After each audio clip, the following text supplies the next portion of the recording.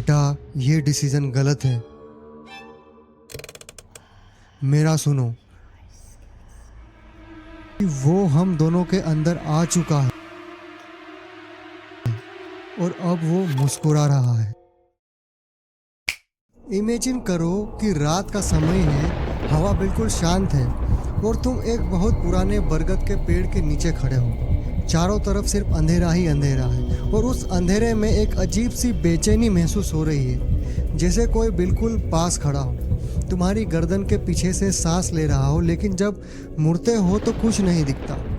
लोग कहते हैं कि ऐसे पुराने बरगद, वीरान मंदिर और सुनसान जंगलों में कुछ ऐसी शक्तियाँ बसती है जो सिर्फ डराती नहीं, बिल्कुल तुम्हें अंदर से तोड़ती है। और उन्हीं में से एक है सबसे खतरनाक और सबसे बुद्धिमान, जिसे ब्रह्म राक्षस कहा जाता है। ब्रह्म राक्षस नाम सुनते ही दिमाग में रहस्य और गहरा अंधेरा छा जाता है। क्या ये सिर्फ एक कहानी है या इसके पीछे कोई गहरी सजा छुपी हुई है? गरुड़ पुराण के प्रेत खंड में लिखा है कि जब कोई ब्राह्मण जिसे वेदों का गहरा ज्ञान हो अपने विद्या का गलत इस्तेमाल करता है, स्वार्थ, अहंकार और दूसरों को बर्बाद करने के लिए, तो मृत्यु के बाद उसकी आत्मा मोक्ष नहीं पाती, बल्कि वो ब्रह्म राक्षस बन जाता है। उसका ज्ञान मरने के बाद भी कभी खत्म ही नहीं होता, लेकिन उसकी आत्मा को कभी शांति भी नहीं मिलती। सोचो, एक ऐसा जीव जिसे हर इंसान की कमजोरी पता हो, हर सीक्रेट पता हो, लेकिन वो खुद हमेशा जलता रहे। यही उसकी सबसे बड़ी सजा है। लेकिन मन में सवाल आता है कि वो दिखता कैसा होगा? वो दिखता है एक भयानक रूप में, लंबी परछाई, सर पर घने बाल, ब्राह्मण वाली चोटी, लेकिन दो बड़े उसके साइन हैं कि आंखें लाल और जलती हुई आंखें उसकी होती है। कभी बरगद के पेड़ से उल्टा लटकता हुआ, जमीन छूता हुआ, मतलब उसके बाल इतने घने और इतने लंबे होते हैं कि जमीन को छूते हैं। कहा जाता है कि अगर कोई उसकी आंखों में सीधे देख ले, यानी आई टू आई अगर उसकी आंखों में किसी ने देख लिया, तो वो आग बनकर जल जाता है और सिर्फ राख रह जाता है, यानी उसकी मृत्यु हो जाती है, वो भस्म हो जाता है। लेकिन उसकी सबसे खतरनाक ताकत आंखों में नहीं, दिमाग में है। वो तुम्हारे विचारों को पढ़ सकता है, तुम्हारी आवाज़ में बात कर सकता है, तुम्हारे जैसा दिख सकता है, तुम्हारे जैसा भेष भी बदल सकता है। वो तुम्हारे मर चुके अपनों की आवाज़ में धीरे धीरे तुम्हारे डिसीजन भी बदल सकता है। इतनी शक्ति होती है एक ब्रह्म राक्षस में। तुम्हें अपना गुलाम भी बना सकता है।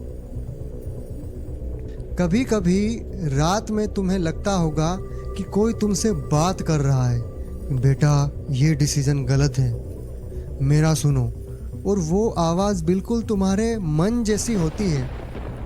इसे हम एक कहानी की तरह समझते हैं, जो कि एक रियल स्टोरी है। दक्षिण भारत के एक घने जंगल में एक पुराने मंदिर था। लोकल लोग वहाँ हमेशा रात को जाने से मना करते थे। वो वार्न करते थे कि उस जंगल में कोई भी नहीं जाएगा, और कोई बाहर से आता था तो उसे भी मना कर देते थे कि भाई इसके अंदर नहीं जाना है, वहाँ कोई साधारण वस्तु नहीं रहती है। लेकिन दो रिसर्चर्स ने इसे अंधविश्वास बताया और वहाँ कैंप लगा दिया, यानी जंगल के अंदर चले गए और वहाँ जाकर उन्होंने कैंप लगा दिया। दिन भर उनका सब कुछ सही था। दिन भर उन्होंने बहुत हंसी मजाक किया, ट्रैकिंग करी, दिन भर तक सब ठीक था। लेकिन जैसे ही रात होते ही जंगल में सन्नाटा छा गया। ना पत्ते हिलते दिखाई दिए, ना हवा चलती है, सिर्फ एक गहराई खामोशी, जैसे कोई बहुत बड़ा सन्नाटा छा गया हो, जैसे पूरा जंगल सांस रोक के देख रहा हो। फिर उनमें से एक आदमी को महसूस हुआ कि कोई उन्हें धीरे से घूर रहा हो। दूर एक बरगद के पेड़ के पास एक लंबी परछाई खड़ी दिखाई दी उन्हें। वो भी बिल्कुल सीधे और बिल्कुल शांत। डर के मारे उन दोनों ने मंत्रों का जाप शुरू कर दिया। लेकिन कुछ ही देर बाद वो परछाई ने उनसे भी ज़्यादा मंत्रों को, उनसे कई गुना ज़्यादा शुद्ध उच्चारण और पावरफुल आवाज़ में दोहराने लगे। और तब ट्विस्ट आया जहाँ परछाई धीरे धीरे उनके पर्सनल सीक्रेट बोलने लगे, जैसे वो सदियों से उनका पीछा कर रही हो या उन्हें जानती हो। उनकी अपनों की आवाज़ में उनसे बातें करने लगी। पहले रिसर्चर्स को उसके पास्ट का पाप याद दिलाए, दूसरों को उसकी बीवी के साथ जो छेड़खानी का इल्ज़ाम लगाया। सुबह तक दोनों में से एक ने एक दूसरे को मार दिया और खुद पेड़ के नीचे लटक गए। आंखें खुली और चेहरे पर एक अजीब सी मुस्कुराहट, जैसे उन्होंने खुद खुशी की हो। उस रात के बाद सिर्फ उनका रिकॉर्डर मिला और लास्ट वर्ड था कि वो हम दोनों के अंदर आ चुका है और अब वो मुस्कुरा रहा है। मतलब इतना भयंकर सीन था वो। और एक और कहानी है, मतलब एक दूसरी कहानी भी है जो इस स्टोरी यानी ब्रह्म राक्षस की स्टोरी से रिलेटेड है। एक और कहानी है एक गांव के पंडित की। वो रात भर बरगद के पेड़ के पास जाता था। उसका ऐसा कहना था कि सपने में ब्रह्म राक्षस उसको वेदों का गहरा राज सिखाता था, उसकी विद्या बढ़ाता था, लेकिन हर रात के बदले उसकी फैमिली में से एक मेंबर की मौत हो जाती थी।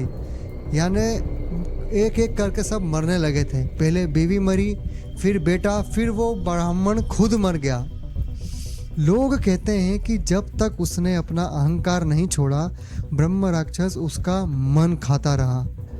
यानी अगर आपके अंदर घमंड है या अहंकार है तो ब्रह्म राक्षस आपको ज़रूर लपेटे में ले सकता है।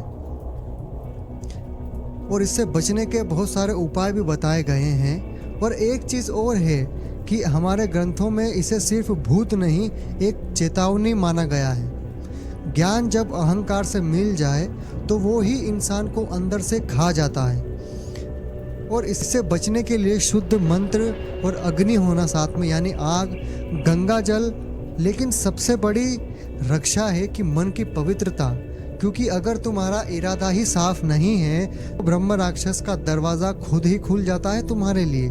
मतलब वो तुम पर आसानी से हावी हो सकता है। फिर तुम कुछ भी कर लो, तुम बिल्कुल भी बच नहीं पाओगे। तुम्हारी भी हालत उस बरगद पर लटके हुए दो रिसर्चर्स जैसी हो सकती है।